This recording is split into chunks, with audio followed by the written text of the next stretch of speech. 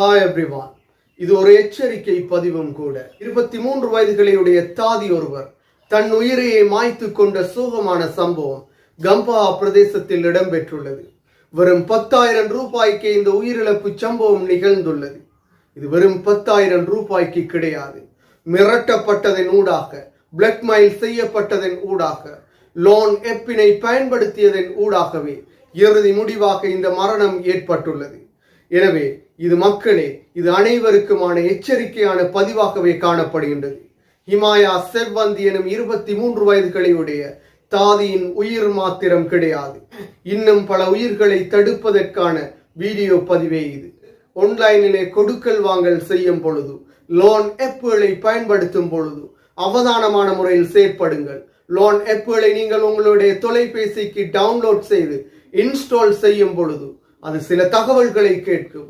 முழு அனுமதியையும் உங்கள் தொலைபேசியில் இருக்கும் புகைப்படங்கள், வீடியோக்கள், அதாவது கேலரி, கான்டாக்ட், அதே போன்று தொலைபேசியின் அனைத்து விதமானவற்றினும் கண்ட்ரோலினை அந்த ஆப் நாசுக்காக அனுமதியாக கோரும். நாங்களும் என்னவென்றே தெரியாமல் அனைத்திற்கும் எஸ் என கொடுப்பதன் ஊடாக இறுதியில் இவ்வாறான சோகமான நிகழ்வுகளை ஏற்படுகின்றது.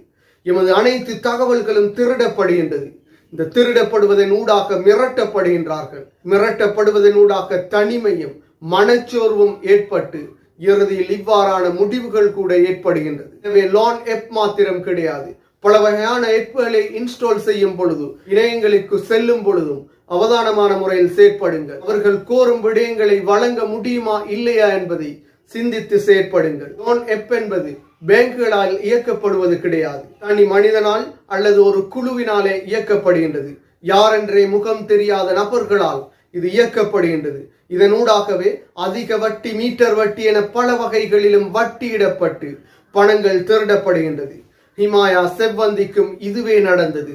10,000 ரூபாய் பணம் பெற்ற நிலையில், கடனாக ஆன்லைன் நெப்பிலே பெற்ற நிலையில், அதற்காக 28,000 ரூபாய் வட்டியாக கோரியிருந்த நிலையிலே ஹிமாயா செவ்வந்தி தன் உயிரையை மாய்த்திருந்தார். அந்த உயிர் மாய்ப்பிற்கு இந்த கடன் காரணம் கிடையாது.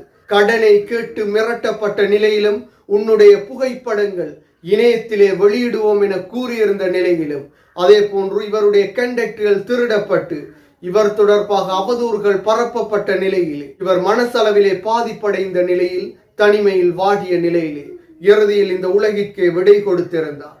எனவே ஆன்லைனிலே இணையங்களூடாக கொடுக்கல் வாங்கல் செய்யும் பொழுதும், ஆன்லைன் ஆப்களை, லோன் ஆப்களை பயன்படுத்தும் பொழுதும், வேறு விதமான ஆப்களை பயன்படுத்தும் பொழுதும் அவர்கள் கேட்கும் அனைத்திற்கும் எஸ் என கொடுப்பதற்கு முன்னர் ஏன் கோருகின்றார்கள் என்பதை சிந்தித்து செயற்படுங்கள். என்ன விடயங்கள் கோரப்படுகின்றது என்பதை சிந்தித்து செயற்படுங்கள்.